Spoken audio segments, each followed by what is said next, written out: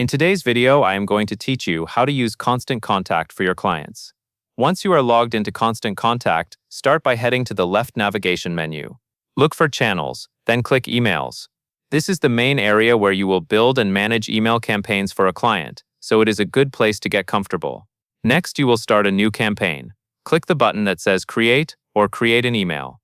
This opens the campaign setup flow and takes you straight into choosing a design. Now it is time to select your template. Constant Contact has a template library with a range of layouts, from simple announcements to more visual promotional emails.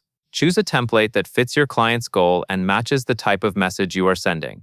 When you find one you like, hover over the template thumbnail and click Select. Picking a strong template first saves time later, because the spacing and structure are already handled for you. After that, you will be in the email editor. The editor is drag and drop, meaning you can build the email by placing content blocks exactly where you want them. On the left-hand toolbar, you will see elements like images, text, buttons, and videos. Drag the block you need into the layout, then click into it to edit the content. Keep the layout clean and easy to scan. Short paragraphs, clear headings, and a single main call to action usually perform best.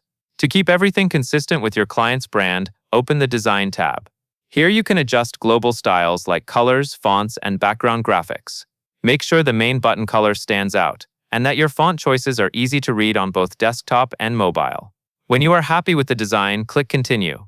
After you click it, wait a few seconds. Constant Contact may take a moment to load the next screen, especially if your email includes images or multiple sections. Now you will configure the send settings. First, add the list or segment you want to receive the email. Double-check that you are using the correct audience for the client and the campaign. Then add a subject line. Keep it clear and specific, and make sure it matches what the email delivers. Finally, when everything looks correct, click Send. That covers everything you need to know.